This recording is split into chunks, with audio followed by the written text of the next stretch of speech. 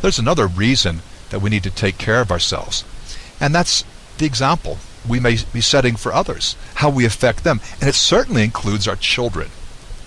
I remember back when our kids were all school age, and I asked them one time, how would they feel? I was just wondering, if I went to school, that is, I visited them in their classroom or volunteered, or I came to pick them up, and they saw their daddy with a big pot belly. Some of the dads looked like that. And I asked them, well, how would they feel if I came in looking like that? And it was very interesting. Not just my son, but especially my daughters went, ooh, gross. Oh, ooh, don't do that. And I said, so it would matter? They said, yes, we would be so embarrassed. Well, that's interesting. I don't know if people always say what they think, but they were very honest at that moment. And it reminds me that self-control is a fruit of the Holy Spirit.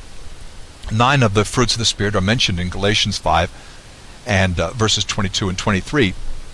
But self-control is the 9th one on the list.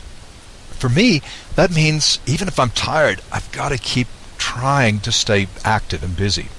Sometimes I really just have to exercise, or I've got to go for a walk. I know I need to be at generally a certain weight.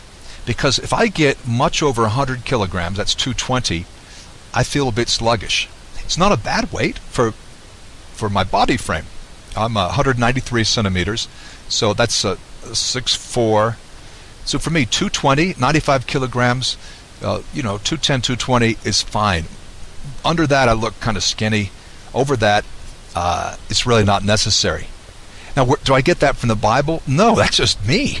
And that's why I hate those charts where you put in your height and your, whatever else they ask you, and then they say, oh, well, you weigh too much, you weigh too little. How do they know what my body frame is? How do they know about my metabolism? Plus, a lot of that is just culturally based. So I don't want us to get weirded out by that. Just because there are no Bible verses saying what we should weigh or what shape we should be doesn't mean that we can disregard clear biblical principles, the principles of stewardship, honor, example, how we affect others, and so forth. I would like to suggest 3 reasons to stay trim, whatever that means. And again, you've got to figure out what that means in your life. First, our bodies are the temple of the Spirit, and self-control is a fruit of the Spirit. And just knowing the Lord is living in us should be in the back of our mind. It should mold and shape our character. It should affect our thinking. It should inform decisions we make that affect the body. Secondly, we should take care of ourselves because of example. We would want to do anything that would impede the gospel or that would make it difficult for others to take us seriously as ambassadors for Christ.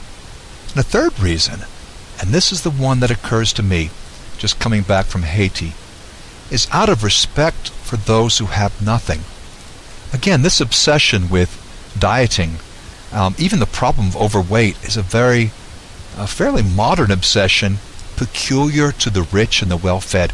In most of the world, and in probably most countries I visit, it's really not an issue. Because the issue is simply finding food. It's not eating too much, it's eating enough in the first place. And so I'd suggest that there is a biblical reason staying in the trim, and that's out of respect for those who have nothing.